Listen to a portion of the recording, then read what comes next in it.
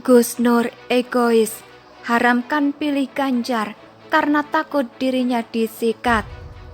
Penceramah Sugiknur Raharja atau akrab disapa Gus Nur terang-terangan mengharamkan sejumlah tokoh di Indonesia jika mereka mencalonkan diri pada Pilpres 2024 mendatang. Tokoh-tokoh yang menurutnya tak pantas menjadi presiden adalah Ganjar Pranowo, Puan Maharani, Erick Thohir, dan hingga Sandiaga Uno.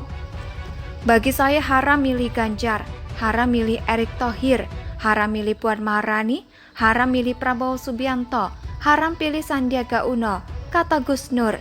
Alasannya menyebut haram memilih mereka adalah karena mereka selama ini selalu dibackingi para buzzer yang sering bikin gaduh dengan memproduksi berita-berita bohong alias hoax. Siapapun yang dukung buzzer atau influencer, maka haram hukumnya, katanya. Dasar tak ngaca, yang benar aja nih orang, yang sering bikin hoax bukannya dari kelompok sebelah, terutama kadrun sampah masyarakat itu. Coba lihat saja saat Pilpres, buzzer mana yang paling suka sebar hoax, kampanye hitam, fitnah, dan hate speech, kadrun kan? Benar kata orang, bahwa orang yang secara langsung maupun tidak langsung merasa paling suci, justru dialah yang paling bobrok. Biasanya orang bobrok sangat tidak tahu malu, sehingga pede berlagak sok suci. Kalau kita mengikuti pemikiran konyol Gus Nur, maka tidak ada calon presiden yang pantas dipilih, termasuk Anies, karena semua calon presiden pasti didukung buzzer, influencer, atau pendukung. Tanpa buzzer, tidak mungkin seseorang bisa populer. Bahkan di media lain menyebutkan bahwa Gus Nur mengharamkan memilih Ganjar karena jika Ganjar jadi presiden, maka akan menyusahkan ulama seperti dirinya. Sejak kapan ya dia itu dianggap sebagai ulama? Pede banget sih. Setahu saya ada yang menyebut dia ini mantan tukang obat di pinggir jalan. Bahkan kabarnya ada yang bilang dia ini juga mantan sales pembalut wanita. Entah benar atau tidak. Sungguh lucu kalau dia berani mengklaim dirinya ulama. Denny Siregar pernah menyebut Gus Nur dulu adalah pemain debus. Dia mengikuti jejak ayahnya yang juga pemain debus. Pernah berprofesi sebagai penjual obat keliling. Bertahun-tahun menjadi penjual obat, Gus Nur kemudian disebut mulai belajar agama. Dari sana dia kemudian menggunakan YouTube untuk mencari penggemar. Dari sana dia diundang kemana-mana dan dapat gelar terhormat sebagai ustadz. Makanya lucu kalau tiba-tiba dia dibanting setir jadi penceramah dan berhasil. Kadang aneh sih, kenapa orang seperti dia bisa didengerin ceramahnya. Jualan agama memang laku dan anti rugi.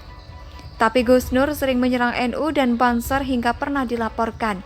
Aliansi Santri Jember yang dikawal anggota Banser pernah mendatangi Polres Jember dan melaporkan Gus Nur dengan mengatakan bahwa NU sopirnya mabuk, kondekturnya teler, dan kernetnya ugal-ugalan, dan isi busnya PKI, liberal, dan sekuler.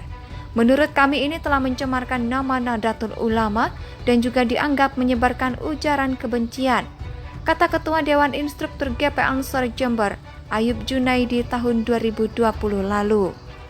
Makanya wajar kalau dia mengharamkan memilih Ganjar. Ini bukan soal buzzer, tapi karena nama-nama yang disebut adalah bagian dari pemerintah.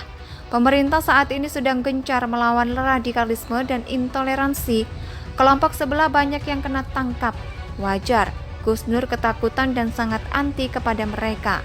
Nasibnya bakal terancam, panggungnya mungkin bisa roboh. Tapi masa model begini jadi panutan, mengharamkan orang seenak jidat hanya karena kepentingan pribadi yang bakal terusik. Egois amat sih jadi orang. Makanya pemerintah jangan bertingkah tidak peduli atau abai dengan fenomena ini. Gus Nur bisa jadi penceramah sukses. Ada yang aneh dengan negeri ini. Pemerintah pun harus bertanggung jawab dengan fenomena ini. Apalagi kalau sampai membiarkan dengan dalih main aman. Takut atau khawatir menimbulkan gesekan dan gejolak. Tapi seru juga sih kalau Ganjar jadi presiden, lalu penerusnya adalah Gibran, lalu penerusnya adalah Jan Etes, masing-masing 2 periode. Kelompok sebelah pasti bakal jadi makhluk yang paling menderita lahir dan batin. 7 turunan dan 7 tanjakan. Artikel ini ditulis oleh X Hardi di siwat.com. Bagaimana menurut pendapat Anda? Silakan tulis pendapat Anda di kolom komentar.